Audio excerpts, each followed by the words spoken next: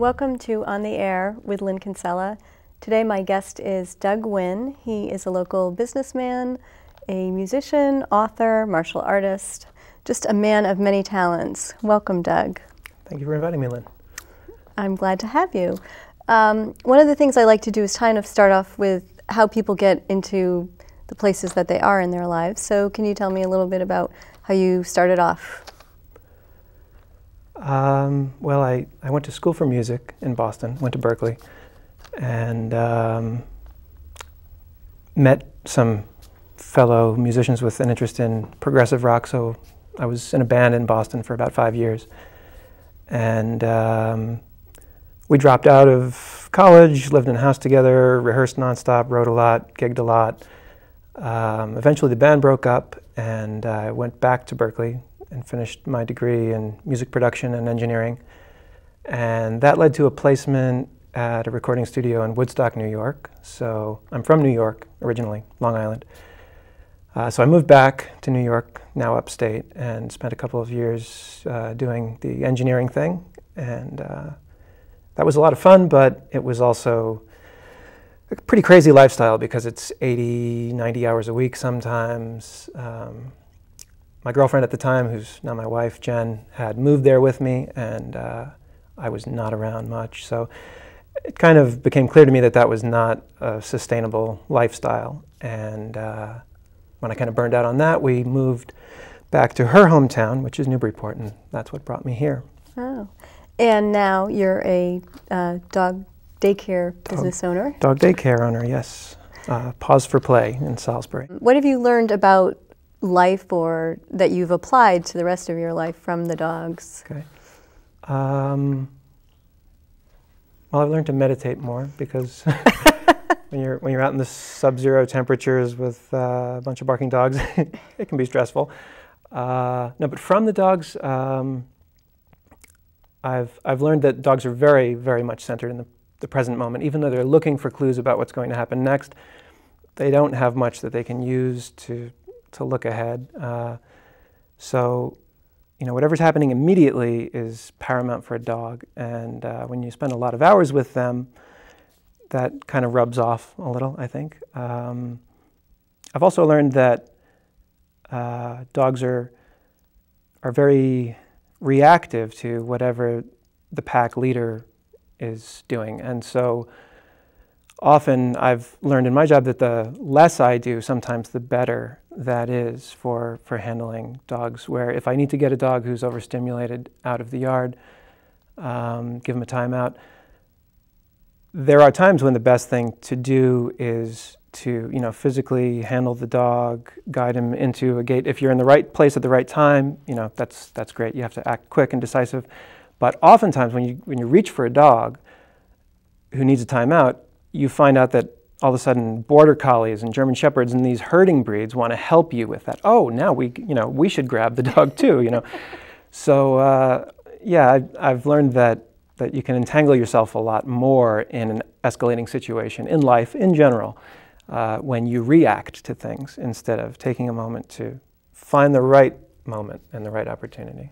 So I think they've taught me that. I don't know if I always apply it as I should, but that's a lesson from the dogs. And I think another one is just that the thing I think most of us love so much about our dogs is that they're unfailingly faithful and affectionate. So, you know, I try to be a good dog to my friends. I think if I'm loyal and affectionate, then they'll forgive a lot of my other flaws, like when I'm obsessively chewing on some bone in my life, whether it's a book I'm writing or a CD I'm working on or whatever, you know, obsessions I may have.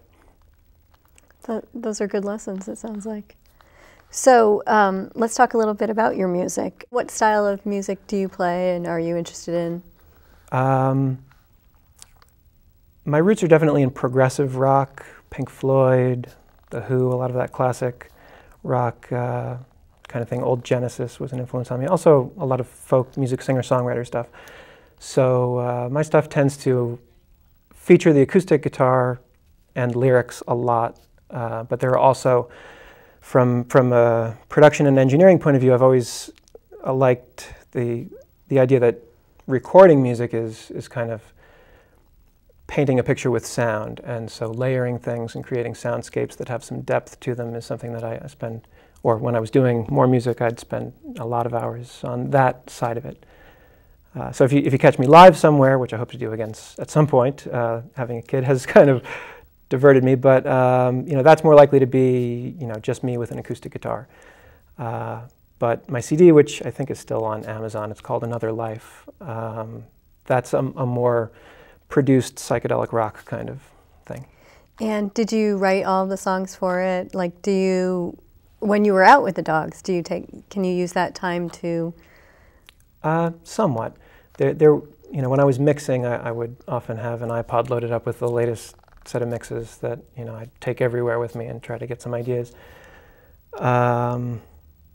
But no, it's not really easy to do music so much unless you have the time to be in your studio really working on it. And I miss working with a band. So I guess to answer the question, I did write all of the songs on that CD and played most of the instruments and recorded and produced it. And so yes, I'm a control freak, and that's probably why I'm writing now, because that's a kind of solitary kind of creativity. But I do miss playing with other musicians in a band.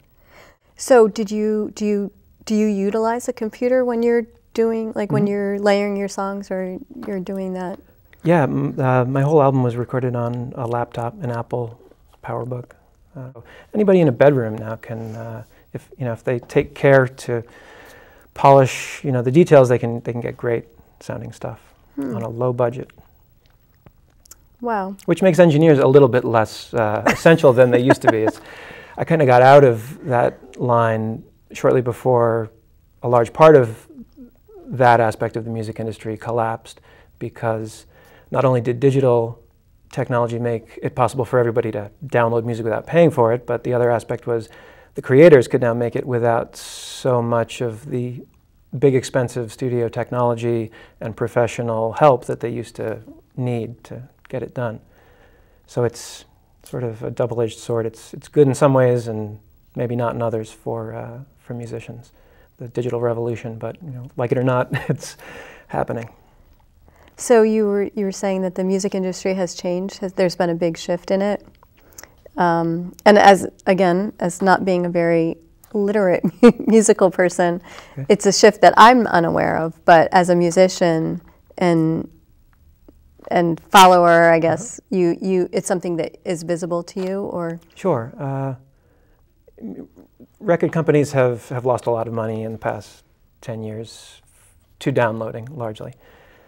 And it's affected their business model also, I think, where they're expecting artists to do much more of their own promotion, and they're looking for other revenue streams, like, can they get a percentage of the T-shirt sales? Can a record company get a percentage of live ticket sales? Because they don't expect to sell so much of the physical record, the CD, whatever, the MP3 download. They kind of see that as the free sample that brings in customers, and that they then need to find things that are not downloadable that they can sell to that audience. So a lot of studios have closed down, and certainly there are still some very successful artists and bands out there, and it's easier than ever for them to reach an audience on the internet. So I'm not as plugged into that as I had been, but yeah, it's certainly changed in big ways. Mm-hmm. And was the internet something that you were able to utilize when you were releasing your CD, or some of those other outlets? Yeah, I was able to get it on iTunes very easily, and Amazon, for the physical disc. Yeah. You can blog, you can use YouTube for these kinds of things, but they're all time consuming, and it's sort of becoming a cliche to say, well, anybody can now become a YouTube sensation and reach millions of potential, fans or buyers. But, for the occasional novelty that really goes viral and catches on, that may be true. For the working band or singer, it's necessary for them to do the work of a promotion department in a record company, putting up those YouTube videos, writing that blog. These are all things that take a lot of time that could be spent creating music. So it's a trade-off. And I didn't have the time to stay engaged in that process. So. Especially being a new father at the time of the, that kind of the release. Sorts out your priorities quickly. Yeah, publicity. There's an old joke. A kid says to his mother, "Mama, I want to be a rock star when I grow up." And she says, "Well, you know, you can't do both." Grow up and be a rock star. And, it's one or the other. And what's the difference between a musician and a mutual fund? I don't know. A mutual fund will eventually mature and earn money. Well, at some point in time, hopefully. Well, these days that might not be. We don't know. Let's shift gears and go to another area that I know you are very active in, and that's writing. Mm-hmm. You're working on a novel? I finished a novel earlier this year, and sent it around to some friends, some beta readers. I was looking for different things from different people in terms of critique, and learned a lot from that about how to rewrite and improve what I had. So I think it's finally, as polished as I can get it without a professional editor or agent coming in. And I'm going through the process now of writing all those query letters that authors, first-time authors have to write, and trying to target agents who handle this kind of fiction to see if I can find some allies. And yes, I'm also writing new stuff because it's really good to get your mind off of the thing you're selling and get some distance from it, and just show yourself that you have more than one book in you. And so I've got a handful of short stories that I'm always submitting and collecting my rejections on, and a couple of ideas for other novels that are in various stages of progress. Now, how is writing like short stories, novels, how does that differ for you than the creative process of writing music or writing lyrics? They're different in that when you're telling a story, you're doing one thing. You're sitting down. For me, it's not even on a computer most of the time. I'm sitting down with a pen and a notebook, and these are the only materials I have to work with. So if I don't have ideas, if I can't hear the characters' voices, if I can't see where the story's going, there's no, well, okay, I'll just go work on the drums for a little while, or I'll layer some guitars and maybe I'll think of something in the meanwhile. I can shift to a different piece of writing for a while if on a given day I don't have something for the work in progress. Mm-hmm. But it's a little bit more linear and direct, I think, than music for me. Mm-hmm. And is it a discipline for you? Like, do you do it almost like a job? I find that if I set a minimum word count for every day, then if I don't get it done in the morning, I have to get it done before I go to bed. Whatever comes up, I'll carry the notebook with me in the car, and if I find that I have an opportunity for 10 minutes somewhere to get, a paragraph down, then at least it's keeping the story fresh in my mind. And it's, even if the writing isn't great because I'm dealing with too many distractions, instead of getting that nice, pristine 90 minutes first thing, before I go to work in the morning of continuous writing, even then, even those little sentences, little paragraphs that I might snatch from spare moments in the day when my son might be napping, they at least keep me engaged with my narrative. And so it's always developing in the back of my mind, and that self-discipline to at least get some words down every day, even if it's just my minimum, and hopefully it's more than my minimum.